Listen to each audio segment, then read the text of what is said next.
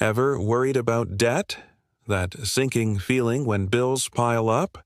Well, let me tell you, it could be a whole lot worse. Imagine living in a time when declaring bankruptcy didn't just mean losing your stuff. It could mean losing your freedom, your reputation, and maybe even a piece of yourself. Literally. Today, we're journeying back to the medieval world to uncover the brutal, fascinating, and often bizarre history of financial failure. Forget spreadsheets and lawyers. We're talking public humiliation, debtors' prisons, and a system where your very body could be held as collateral. This is the story of what happened when you couldn't pay your debts in the Middle Ages. So, what exactly happened if you, a medieval merchant or peasant, fell into debt? The first thing to understand is that there was no single, unified concept of bankruptcy like we have today. The laws were a patchwork quilt, varying wildly from city to city, kingdom to kingdom. But one common thread ran through almost all of them. Debt was a deeply personal and moral failing. It wasn't just a financial problem, it was a stain on your honor. In many places, especially in the bustling merchant cities of Italy where credit was king, the consequences were swift and theatrical. The word bankruptcy itself comes from the Italian bancarotta, which literally means broken bench. Why a broken bench? Because a moneylender or merchant conducted their business from a bench or table in the marketplace. If they went bust, their bench was ceremoniously broken in a public act of shame. Imagine the humiliation.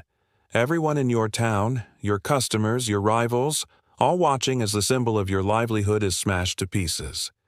This wasn't just about money. It was about destroying your public standing and your ability to ever do business again.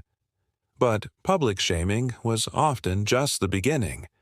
If breaking your bench wasn't enough to settle things, the next stop was often prison. And we're not talking about a modern correctional facility. Debtors' prisons were notoriously grim places.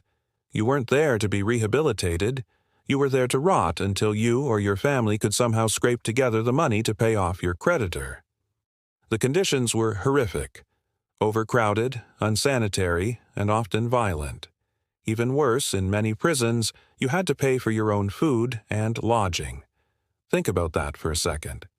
You're in prison because you have no money, and now you have to pay to survive inside. It was a vicious, inescapable cycle. Many people spent years, sometimes their entire lives, locked away for debts that seem trivial by today's standards. Families were torn apart, and a small financial stumble could easily become a life sentence. Now, let's get into some of the more visceral aspects of medieval debt collection.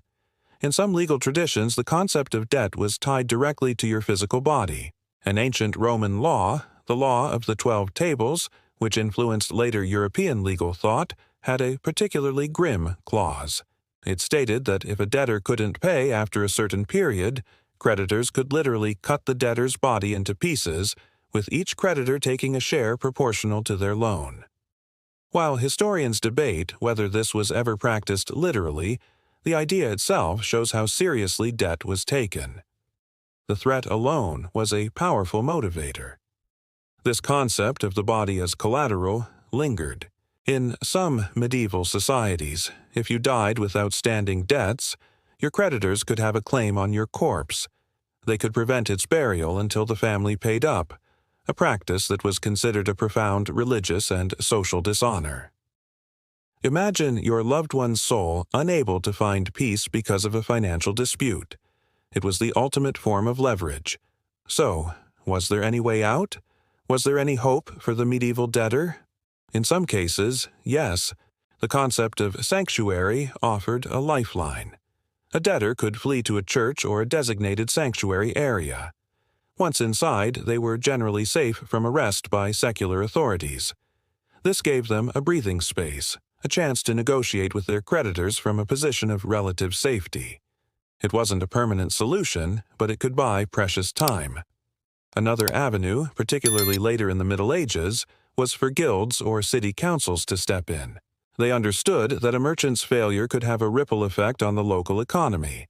Sometimes they would mediate a settlement, allowing the debtor to pay back a reduced amount over a longer period. This was an early, informal version of the debt restructuring we see today. It was a pragmatic solution, born not necessarily from compassion, but from the realization that a functioning economy needed mechanisms to deal with failure without completely destroying the people within it. Religious attitudes also played a huge role in shaping the medieval experience of debt.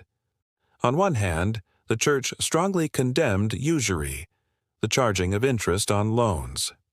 This made the very act of lending money a morally gray area.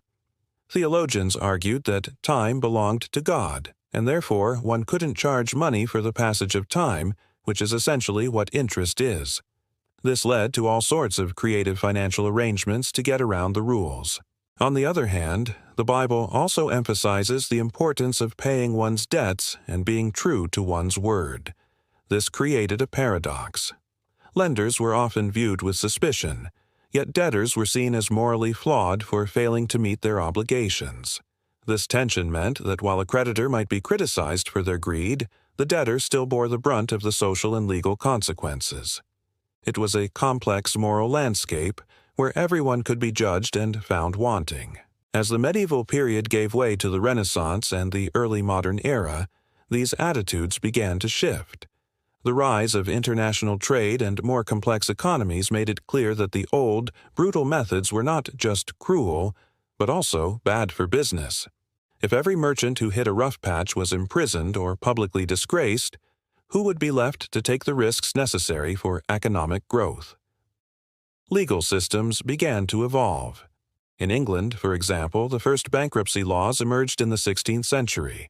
Initially, they were still very punitive and aimed at punishing fraudulent debtors. But over time, a crucial distinction began to emerge: the difference between the unfortunate debtor, who failed due to bad luck or circumstances beyond their control, and the fraudulent debtor, who intentionally tried to cheat their creditors. This was a revolutionary idea. It opened the door for a system that could offer a fresh start, a way to clear the slate and become a productive member of society again. This was the seed from which our modern bankruptcy laws grew. So, what's the takeaway from this brutal history? It shows us how far we've come. Today, while bankruptcy is still a difficult and stressful process, it is fundamentally a civil and economic procedure. It recognizes that financial failure can happen to anyone and provides a structured path forward. We no longer break benches in the town square or lock people away indefinitely for a bad investment. Our system is built on the idea that second chances are not just compassionate, but economically necessary. The story of medieval debt is a stark reminder of a time when financial and moral ruin were one and the same, and when the price of failure was measured not just in money but in honor, freedom, and sometimes even flesh and blood. It makes you look at that credit card bill in a whole new light, doesn't it? Thank you so much for joining me on this journey into the past. It is incredible to see how these historical practices have shaped our modern world in ways we rarely think about. If you found this as fascinating as I did, please hit that like button and subscribe for more deep dives into the surprising corners of history. And don't forget to ring the notification bell so you won't miss our next video. Let me know in the comments what historical topic you'd like to see me explore next. Thanks for watching, and see you next time.